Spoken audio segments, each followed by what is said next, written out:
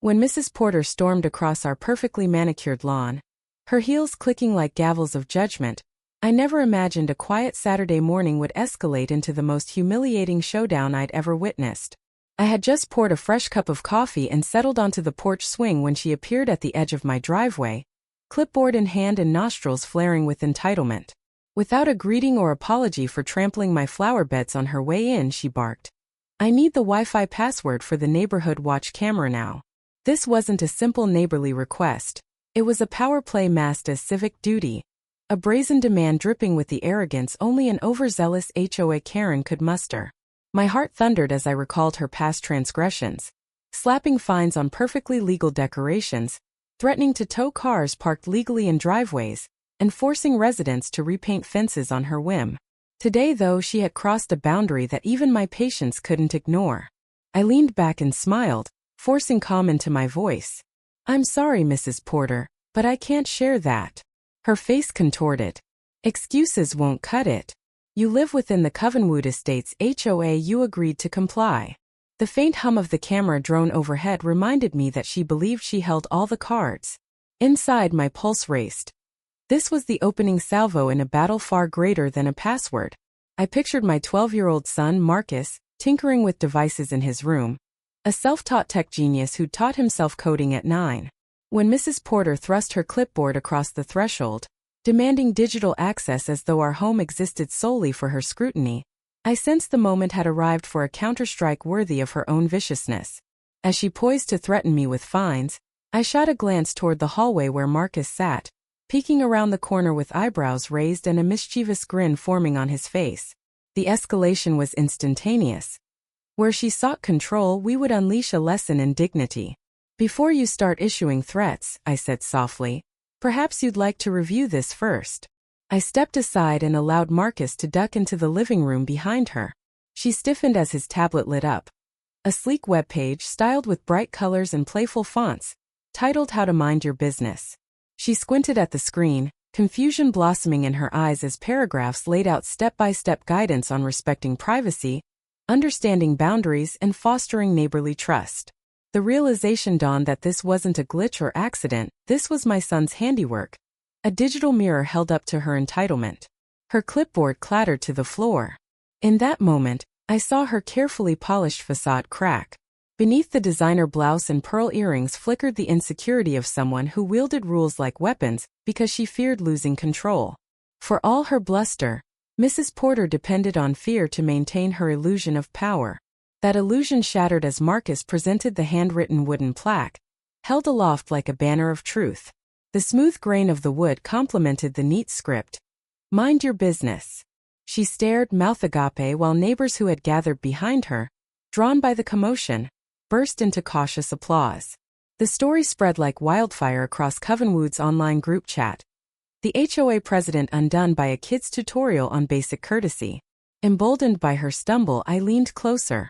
"If you'd like to discuss genuine community safety, we're happy to share the footage with the proper authorities. But demanding access without cause? That's not how trust is built."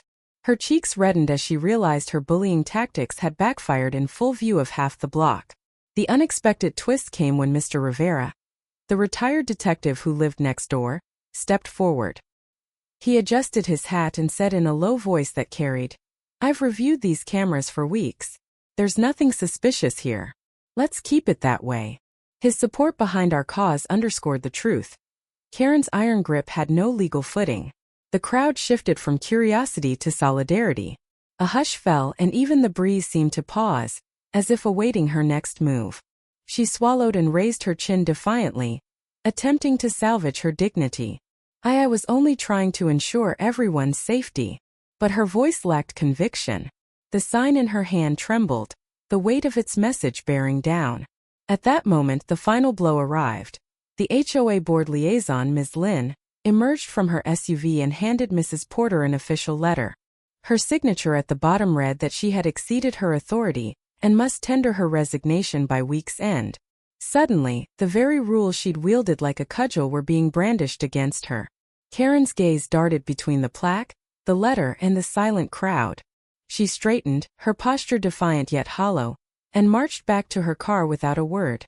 leaving the wooden sign propped on our porch like a monument to her undoing. In the aftermath, the community celebrated. Marcus became a minor hero, his tutorial shared across social media as a clever lesson in digital civics. Friends brought over baked goods and offered heartfelt thanks for standing up to a bully.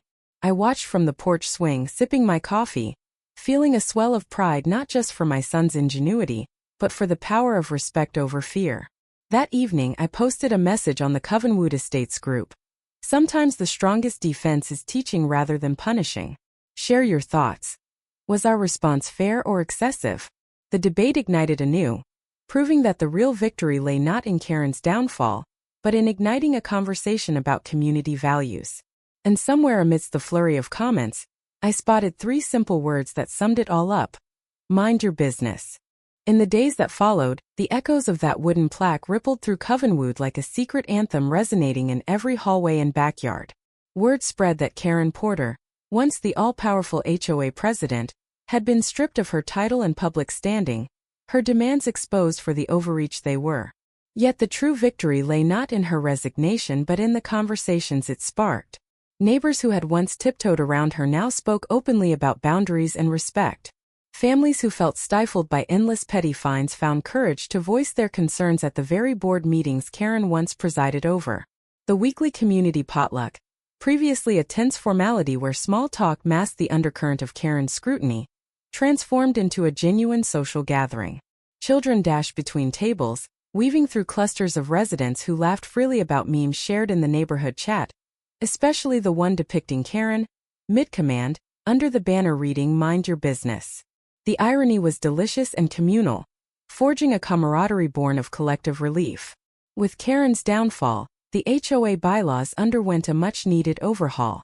A new committee, led by empathetic volunteers, drafted guidelines emphasizing transparency, due process, and a clear appeals process for any rule enforcement. Where once one person's whims had translated into punitive letters slipped under doors at dawn, now every proposed amendment required community votes and open forums. Marcus, hailed as the digital provocateur who had ignited this shift, was invited to serve as a junior advisor on the technology subcommittee.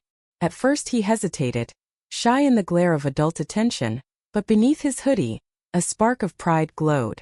He saw an opportunity to harness his coding skills for positive change, streamlining community alerts, encrypting shared data for privacy, and designing interactive tutorials like the one that had toppled Karen's reign. When he presented his first proposal at a town hall meeting in opt-in portal, where residents could safely view public notices without seeding personal Wi-Fi passwords, the room erupted in applause. Even those who had been indifferent to HOA politics realized that healthy governance could coexist with respect for individual privacy.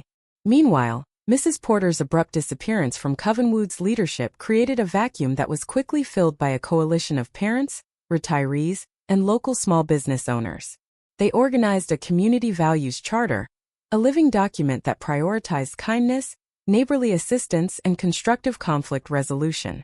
Instead of threatening letters, the new steering committee offered conflict resolution workshops and free mediation sessions. Paint and sip nights were converted into opportunities for homeowners to express ideas for improving shared spaces, a far cry from the endless repainting orders Karen once imposed. As lawns flourished under the care of once fearful residents, and fences stood unblemished by petty infractions, the emotional temperature of the neighborhood shifted from tense to warm. But change, the old saying goes, is never static.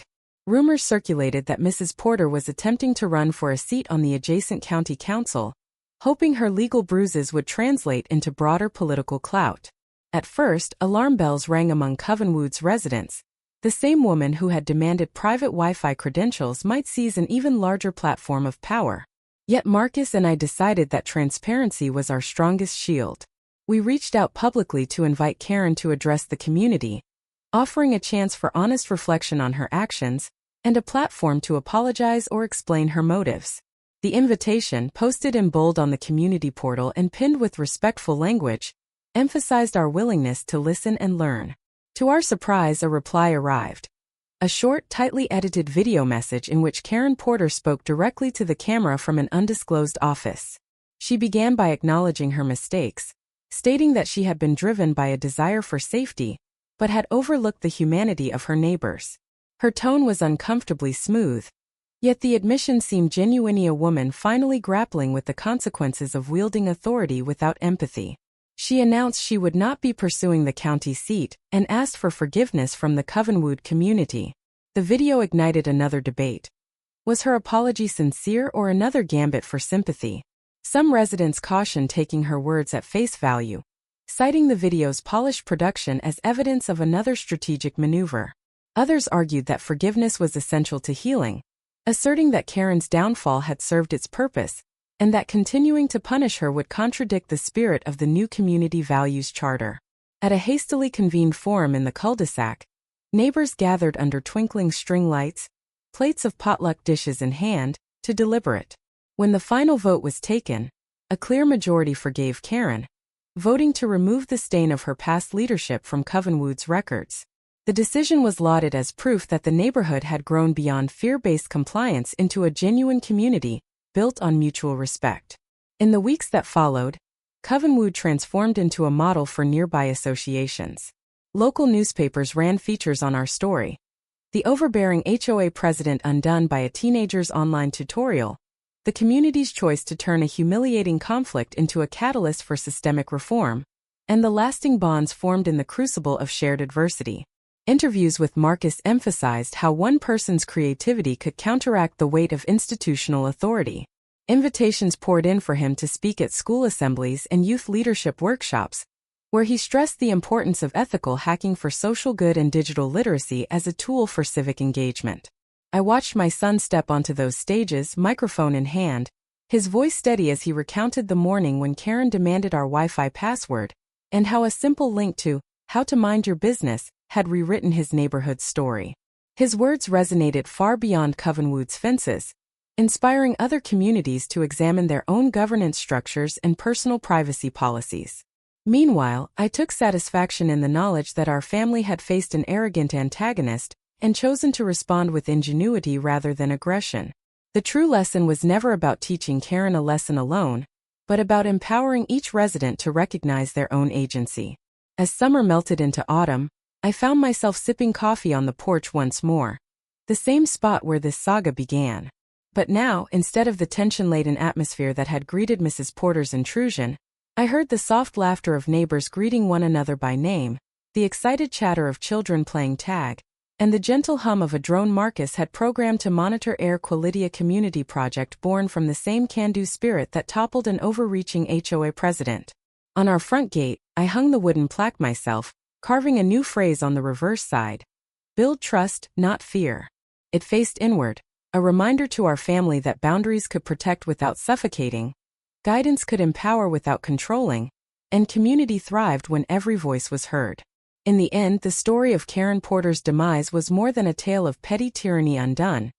It was a testament to the transformative power of education, the ripple effect of brave resistance, and the enduring strength of a united neighborhood.